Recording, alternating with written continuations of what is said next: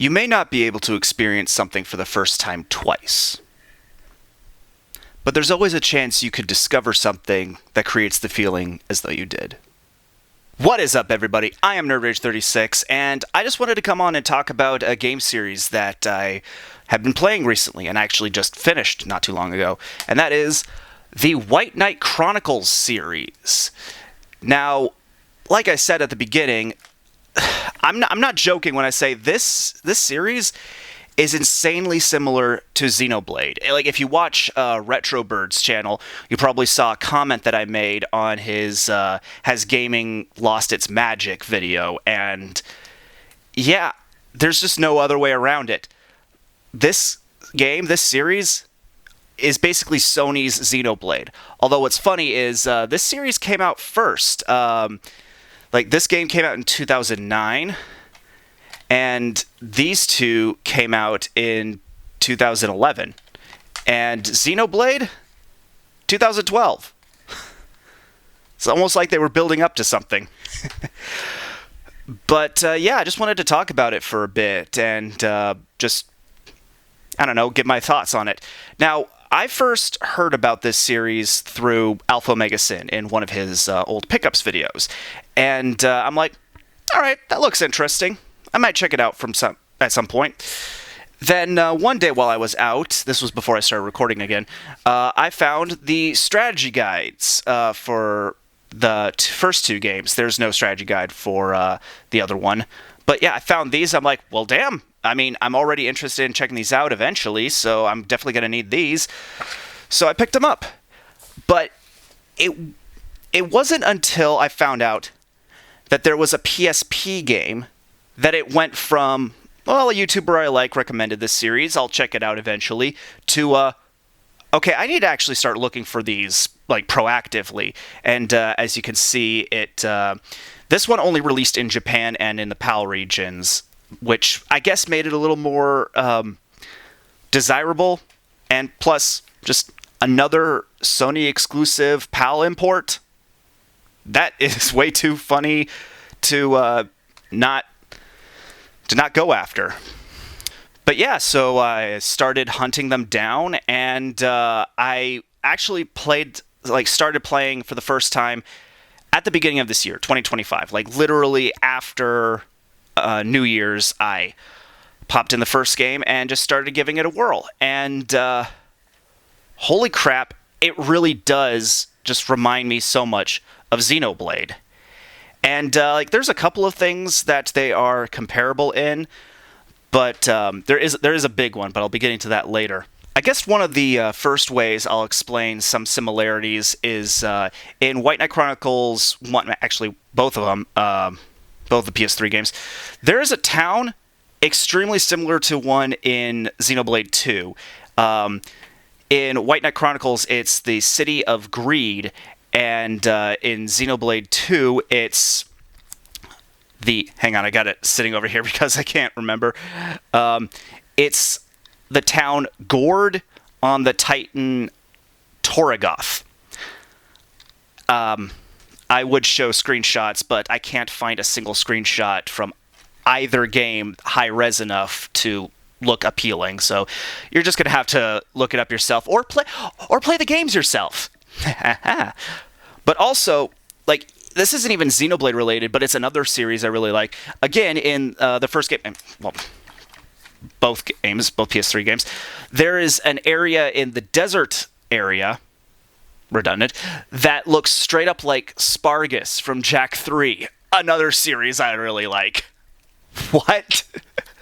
So, yeah, again, can't really find high-res enough screenshots to show you, but trust me, you'll know them when you see them. Another similarity is that the character in Xenoblade, Dunban, dude is just straight up a combination of the White Knight Chronicles characters Eldor and Caesar. I'm not even kidding. It's creepy how similar they are in both appearance and personality. It's like Eldor and Caesar did the fusion dance. But, no, yeah, and I know Dunban's a very popular character from the first Xenoblade, so if you guys like Dunban, You're going to love Eldor and Caesar. Caesar is actually personally my favorite character in the White Knight Chronicles series, and if you ever play it, you'll know why. He's your boy! I made myself cringe with that. But one other similarity that I'll talk about before getting into the big one is a bit unfortunate, and that is that both series feature a love triangle. I do not like that as a trope. Although, the fact that both series triangles just so happen to include a childhood friend and a princess, and the two of them end up becoming like more friendly with each other, regardless of confronting the inherent awkwardness of liking the same guy, that is way too coincidental to not get a laugh at.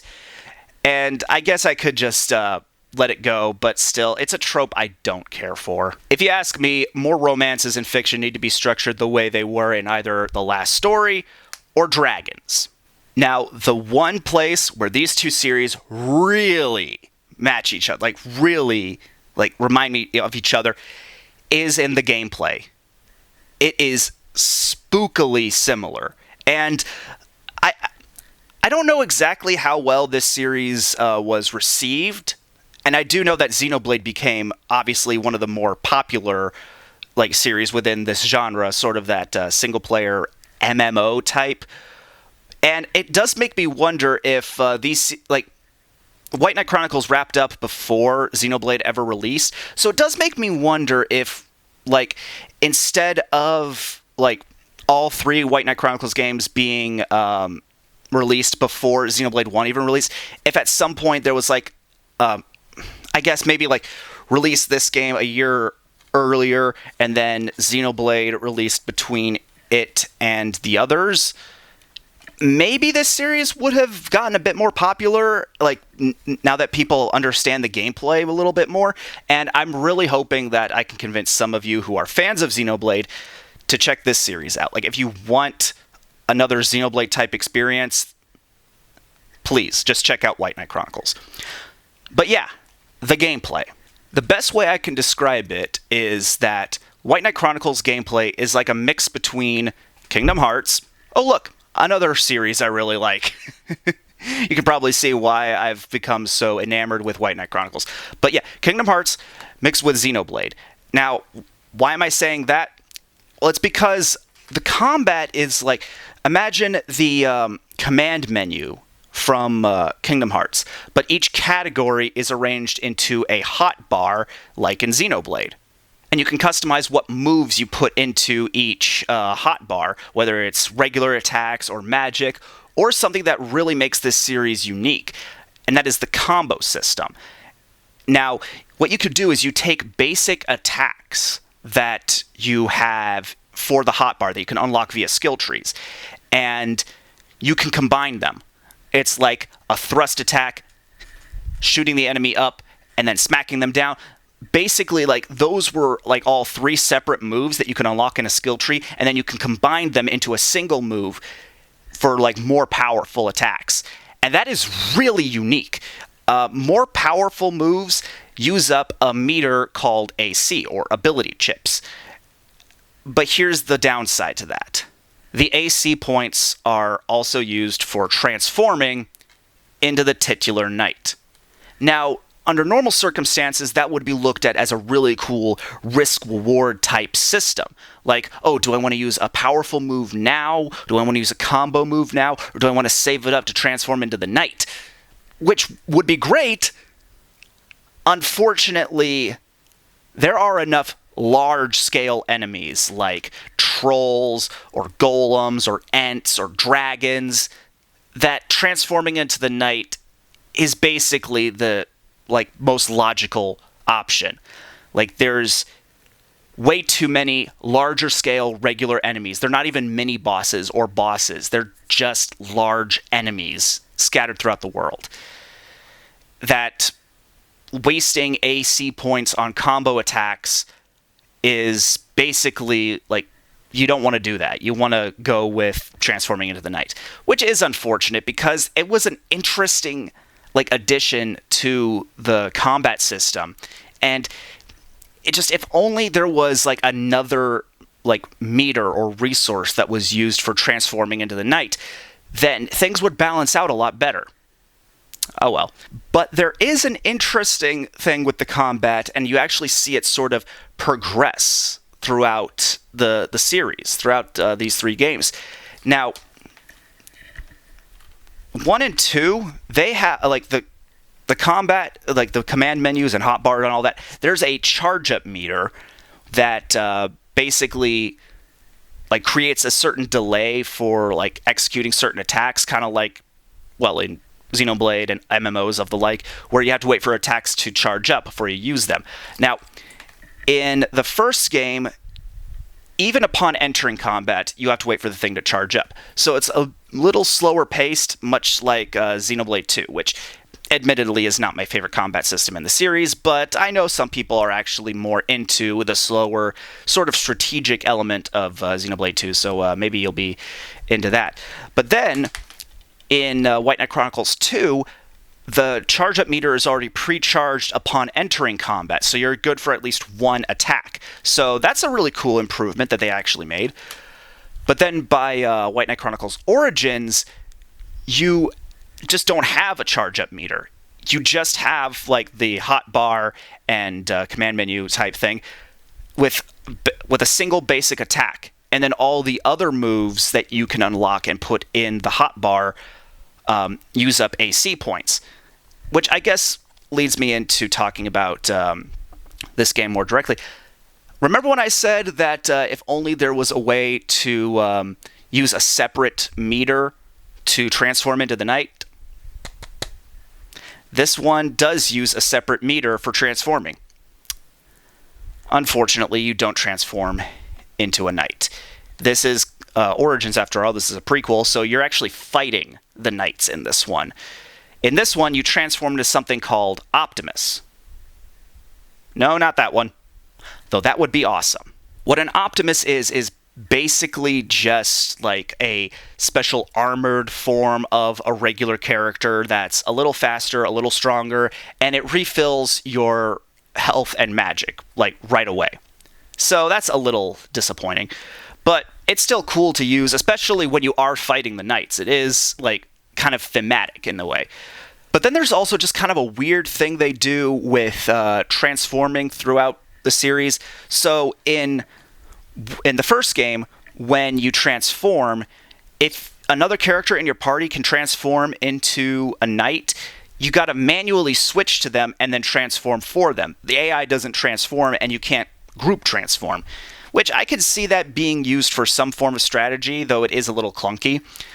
Although in 2, you can't even have more than one knight on the field at a time. Like, even though you can manually switch to another character while playing as a knight, you switch over to them and you can't transform. So you just got to wait for the other one to run out. Which then makes it weird how in this one, when you transform, it's a group transformation. You use all the characters to transform into their Optimus forms. It's like, and they're all separate. Although that does actually kind of lead into another cool addition to the combat of this one, and that is team attacks.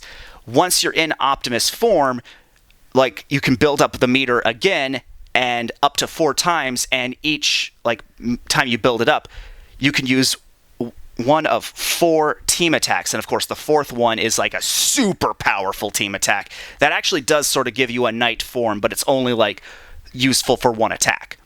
But that is still pretty cool. The interesting thing is there is almost a perfect combat system across all 3 games that you just sort of need to find the right combination for. Like, the basic combat system from Origins, where there is no charge-up meter, and you use a separate meter to transform, and of course you have team attacks. Then just, like, transforming into the knight and having more than 1 transformation at a time. Although having manual transformations, like switching over, and group transformations, that could arguably be like, either one could be useful, so you could probably choose which one you'd want to transform in at the time, like group transformation or individual transformation. I think that would be more in like more useful in different ways. So it would all depend on the situation. But yeah, I feel like if there was another game in this series, and I'll be getting to that later, having a more balanced combat system between these three carried over into another game would have been amazing. Now, I think I want to talk a little bit more about Origins directly. So, like I said, you fight the knights in this one. This takes place 10,000 years prior, sort of during the era that the other games talk about a lot, the Dogma Wars. So, during this war, you play as part of a mercenary group. So the game is mission-based, which may turn some people off, but it's fine for what it makes sense. So, and also being on a handheld, the multiplayer is still accessible. Like, this series did have multiplayer at one point, but with online servers going down, you can't really access them anymore. But with this one, you have local system link, or as I like to call it, proximity play. And it does make sense because, like, during certain missions, as long as the mission doesn't have a cutscene attached to it, you can invite other players to play along with you throughout basically 90% of the game. So it's a game with faster combat, mission-based, and with a huge multiplayer component. See, again, this series just reminds me so much of Xenoblade. Although one unfortunate thing is that the world is not as explorative as it is in Xenoblade X, or even like it's not even as linearly explorative as the other games. It's structured a little bit more like a dungeon crawler, which again may make or break it for you, but arguably it would make sense for the hardware. But I've seen the PSP do much bigger games.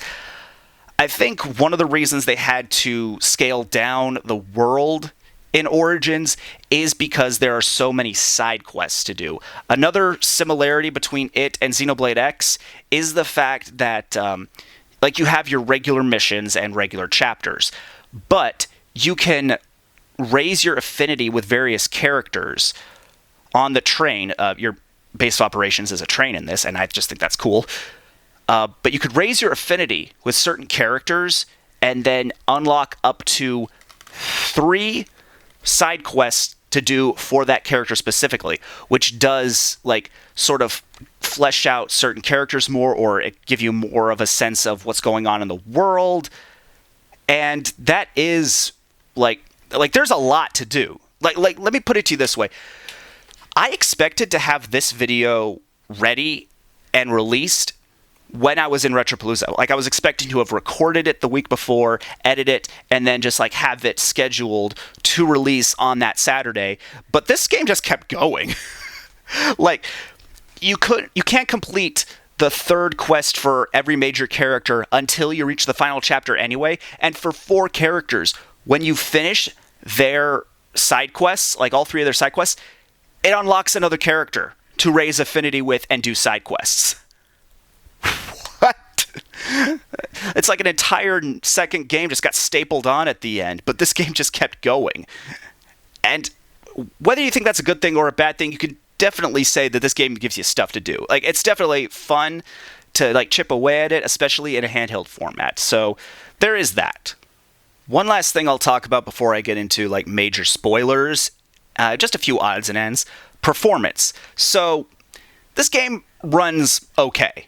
Like, there's some obvious jitteriness or like mini frame drops when you're in like a huge wide open area, and there's only really one of those, and it's towards the beginning of the game anyway. So everything else is fairly stable, but you will notice it. It's not completely unplayable though. It's not even really bad. It's just noticeable, but you can ignore it. If you want to see really bad frame rates, buy an Xbox One. Do not hook it up to the internet. Buy a copy of Ori the Will of the Wisps on Xbox One and try to play that without the day 1 patch. That is unplayable frame rate. Another thing, sound design. Weirdly enough, in these 2 games, the characters' footstep noises are very loud. Like, very noticeable. It's a little distracting, honestly. But on the subject of sound, music. The soundtracks in these games are fine. Kind of standard, like nothing really standout-ish. Although, White Knight Chronicles 2 has some pretty good tracks during certain boss fights. That I will give it. But what's so weird is that White Knight Chronicles Origins has the best soundtrack, but here's what makes that weird. It has the least amount of music. Because in the game, like when you're in the levels, there is no music when you're outside of combat. It's just ambient noises. But when you do hear music, when you do have a soundtrack going on, like during during cutscenes and during combat and on the train, there's a lot of good music in this game. There is some seriously good music in this game. And no joke, tell me that this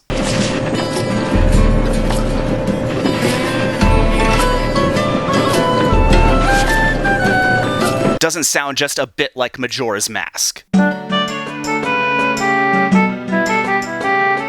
Like, honestly, am I crazy? Like, I honestly think that those sound extremely similar, which, like, I'm always bopping my head to that track in Origins, so, like, I don't know. So that was a few odds and ends that I just needed to get out of the way before spoilers, and so I'm going to get into huge spoilers, so if you don't want to hear them, skip to this moment in the video. Now moving on to spoilers. And I'm just going to start off with, despite the name Origins, there is still a huge gap between the events of this game and the events of this game. There's not a whole lot that really carries over, although there is some. Like, you see a younger Eldor back when his name was Eldis. You also see a younger Ladam.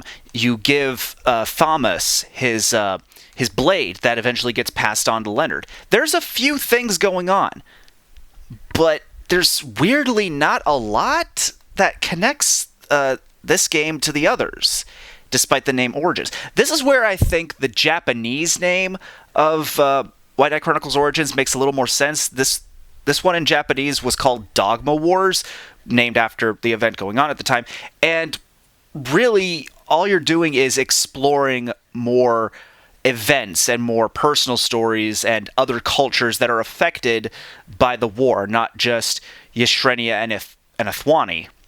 So that's a little weird. I mean, I still like this game, but it's weird that it has a more seemingly standalone-ish story. Now, there could be ways of connecting these two a bit better, but I'll get into that later. Really, what there ultimately needed to be is another game between these two, another game that bridges the gap. Primarily, I would imagine you'd be playing as Eldor, or Eldis, and like he'd be the main character, and all the quests that you do for and with him in this game, it would be carried over to that game, so that the connection is more obvious. And obviously, you'd be participating more directly in the war, and most likely the end of the game would definitely be Eldor rescuing the younger Leonard, Yuli, Caesar, Kara, and Seti, and then bringing them into the Rift 10,000 years later. Like, maybe just call it White Knight Chronicles The Rift. Like, a simple bridging game is really all there needed to be. This game is still fine, and weirdly enough, it feels a bit stronger as a standalone game, but trying to connect it back to this is a little not weird, just kind of unexpectedly, there's not enough ways you can really connect the two. Again, still a good game, but it's just weird that there's not much connecting the two. But here's the biggest one. White Knight Chronicles 2 ends on a cliffhanger. And it's actually kind of a post-ending cliffhanger. Like, the credits roll, and then you see the cutscene. So, Emperor Madoris comes back, which I've seen some people say that he was shoehorned in at the very end of this game. Not quite, actually, because you do actually sort of see him, like, in the first game, like, when Leonard is making his pact. It's a little detail you wouldn't really notice, so it's actually kind of cool in that way. But yeah, Madoris comes back, you fight him, you beat him, like, the island is crumbling and you need to make an escape, and that's sort of it for a while. It's like, huh, that's kind of weird. Like, not a whole lot was really wrapped up, so to speak. Like, there's still a lot that could have been done. There's still a lot that could be explored. But then even after that, when the credits are done rolling, you see Midori's like raise up this really crazy like temple looking thing, and then to be continued.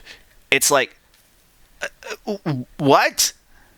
And you can actually go to that temple in the post game, but there's no story significance to it. It's just strictly for the multiplayer. It's literally just a post-ending dungeon for like the real challenge seekers. So that's, again, kind of disappointing. It's like you have a post game, but then no real significance to it. And really, there just needed to be a third game, a White Knight Chronicles 3. And like, obviously, like for a game like that, Midori's would have needed to be defeated, obviously, but also wrap up the love triangle with Leonard, Cisna, and Yuli. And despite saying that I don't like the love triangle trope, this is the first time I've actually seen it where either possible outcome would make sense. Like, I'm not frustrated with either character having feelings for the same guy, and it's like, oh, like, are people going to get into arguments about this? Honestly, either one would make sense, especially if, like, in a White Knight Chronicles 3, like, maybe have Cisna, like, in the party.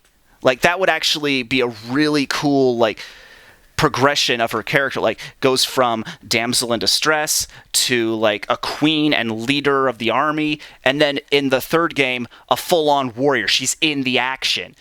Like, that would be a character arc, and it would give her more of a chance to talk with Yuli and, like, form more of a relationship with Leonard, or maybe she doesn't form a relationship with Leonard. Like, I don't know. Like, again, either possible outcome of Yuli or Cisna would make sense. But having her as a playable character, regardless of where the love triangle goes, having Cisna as a playable character would be awesome. Especially since, like, we don't actually get a dedicated magic user in either of these games. So having Cisna there would help round out the cast, at least in terms of the gameplay. And while I say either possible outcome for Leonard with either Yuli or Cisna makes sense, and I'd be okay with either one, there's another romance in this game that I was far more invested in, that I want to see, like, get a full payoff, and that is my favorite character, Caesar, and Kara. Now, I know they had that moment, like, towards the end of the second game, but basically anything that the writers could come up with for, like, the big, like, climactic moment with Leonard and Cisna, or Leonard and Yuli, or whichever one they wanted him to end up with, I want to see that, but for Caesar and Kara. Like, I just need to see them be more official. But speaking of Kara, have her get the Black Knight powers back. Like, we never got to have her, like, be able to transform into her knight, like, when she was on the good guy's side. And now that Shapur is dead, maybe have Kara get her powers back? That would just be awesome, especially because then you get another knight on the good guy's team. And in fact, now that Seti is dead too, the Sun King needs another pact maker. Give it to Eldor. Because he was a cool character to play as, like, in certain chapters of White Knight Chronicles 2, but he's one of the characters that doesn't have a knight. So give him the Sun King and let Kara, like, get her powers back, have all 5 knights on the same side, on the good guy's side, with Cisna leading the charge. Talk about climactic! But of course, now I'm just getting way too much into the what-ifs of these games and what could have happened. And is there going to be more White Knight Chronicles in the future? Probably not. And maybe this is just me trying to cope. Although I do think it is fun to think of, like, what-ifs and hypotheticals. Like, isn't that part of entertainment, to just inspire imagination? I don't know.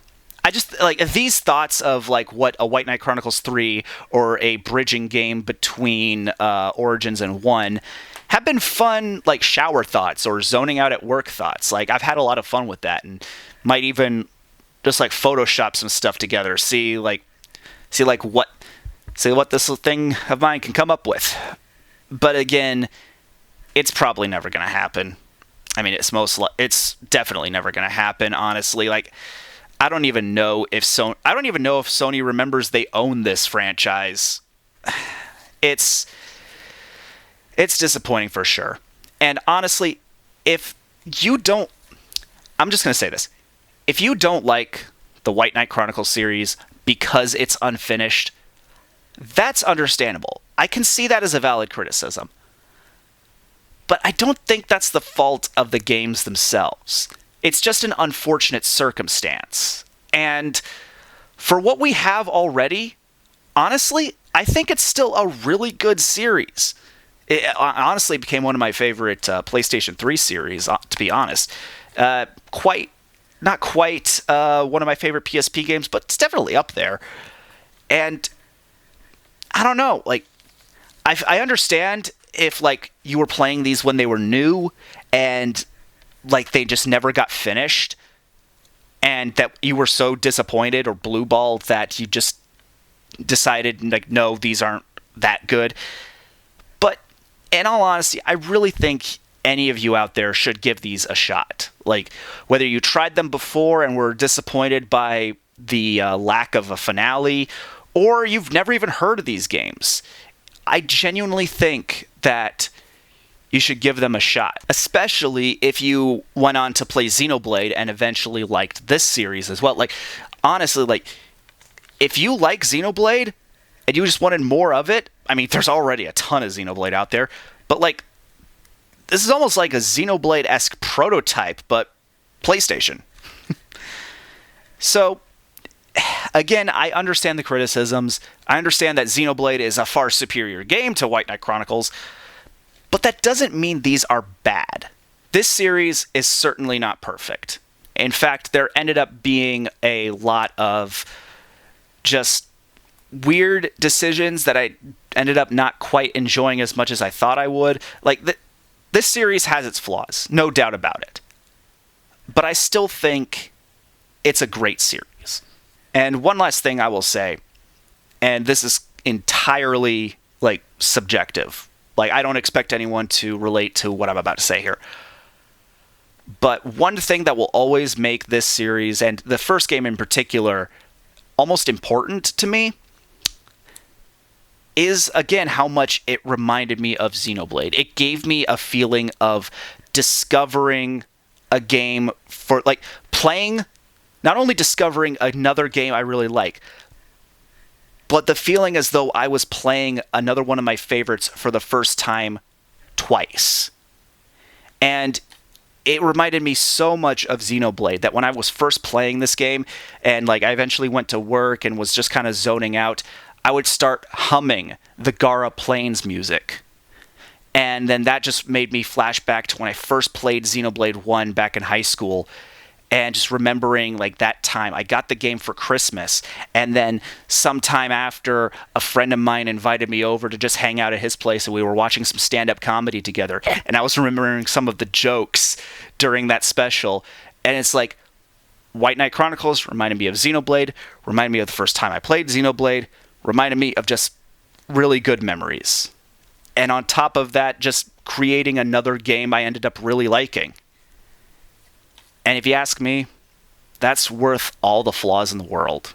And I can understand if no one, like, relates to that, but it's how I feel. With all that, I am NerdRage36, and I'll see you later.